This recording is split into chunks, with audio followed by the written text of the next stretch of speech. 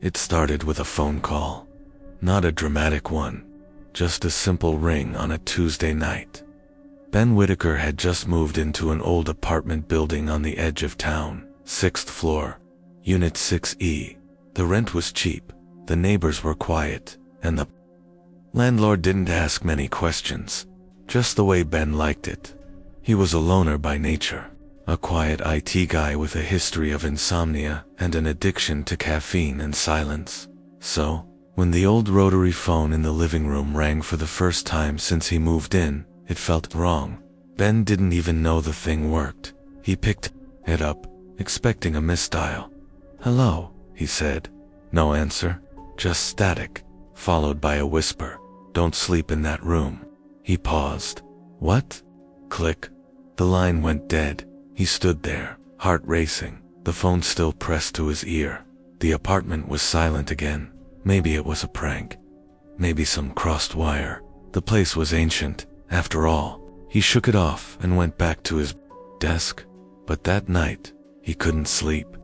Not because of the whisper, but because of the sound. A soft, dragging noise, like something being pulled slowly across the floor above him. Only 6 East was the top floor. There was nothing above him. By day, everything seemed normal. The walls looked a little cracked. The air smelled faintly of mold and something older. But the neighbors were polite and mind their business types. The lady in 6B smiled at him. The man across the hall never spoke, but every night, like clockwork, the phone rang, and every time, the same voice whispered something different. "Don't open the closet. She watches from the ceiling." He never left. Ben started to lose sleep. Started hearing noises, even when the phone wasn't. Ringing whispers in the shower. Footsteps behind closed doors. At one point, he thought he saw someone standing in the mirror behind him.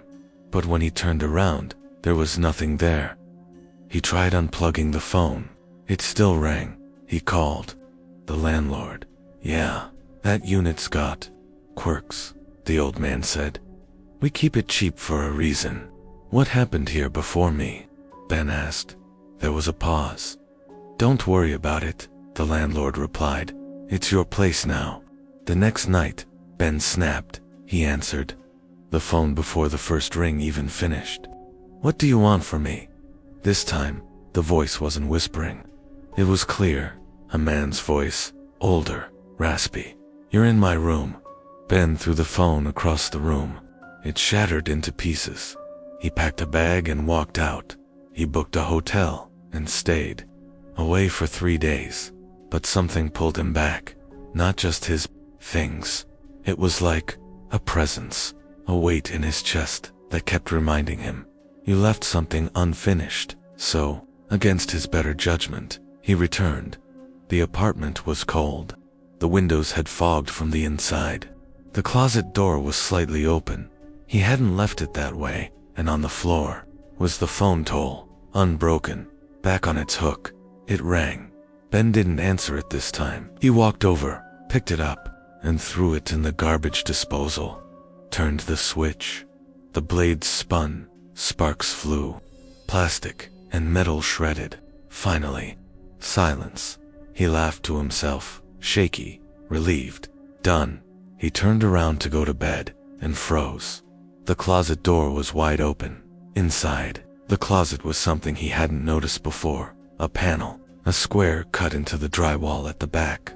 He walked over, heart pounding, and touched it. It moved a crawl space.